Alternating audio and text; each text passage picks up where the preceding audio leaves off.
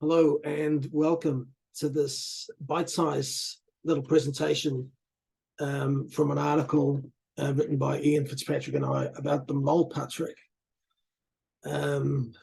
This is just a short paper, maybe 10 pages, and what I'd like to do is just go through some of the highlights with you.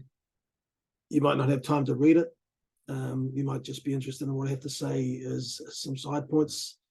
But you can find the article if you head to the Fitzpatrick Clan Society homepage, www.fitzpatrickclan.org. If you hit journal, then you'll see a list of our journal articles which we started to publish in 2020.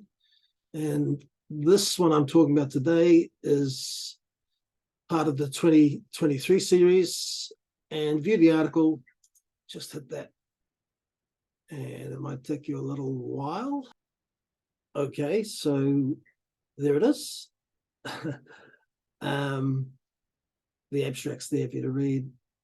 And then we just provide a little bit of an introduction about the name from Wolf's 1923 publication. The name Patrick was considered too sacred, too holy by the native Irish. And so they used prefixes to the name, such as Maol Phádraig or Maol Phádraig, two most well-known ones.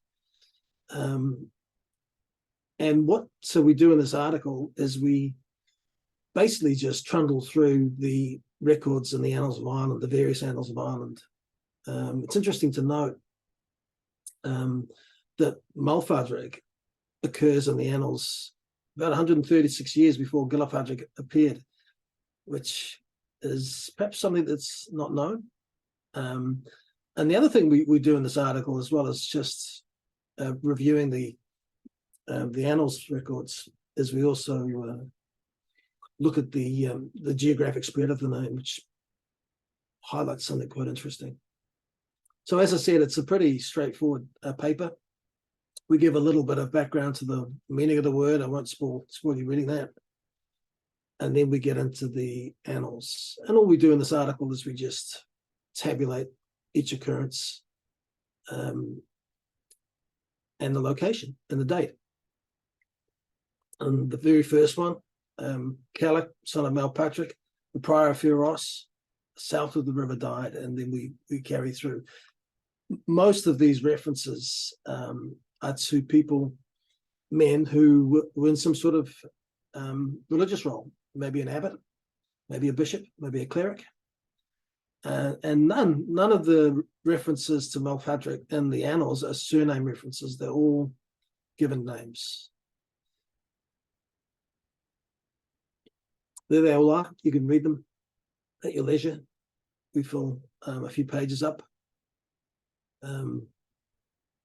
There are, as well as individual first name references that just stand alone, like Maol Phádraig, the son of whoever.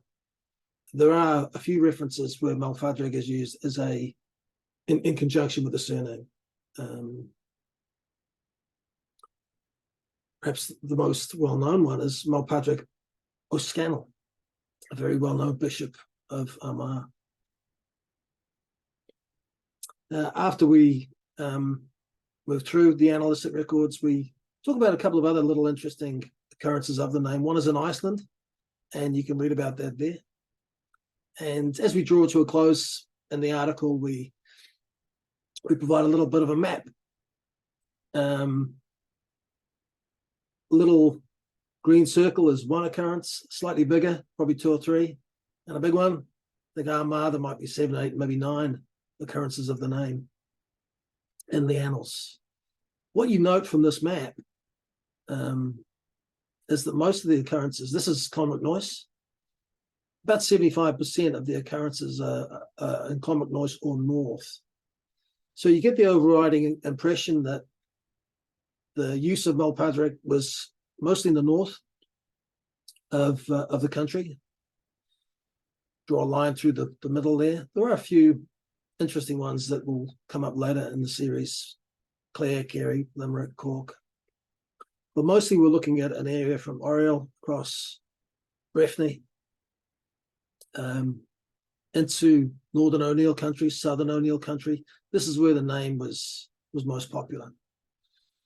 So that's it for this little bite-sized look at the Maol Phádraig article, part 1 from the Fitzpatrick Clan Society, from Ian and I. We hope you just enjoyed that little bit of a taste. I do hope you get to read the article and enjoy it.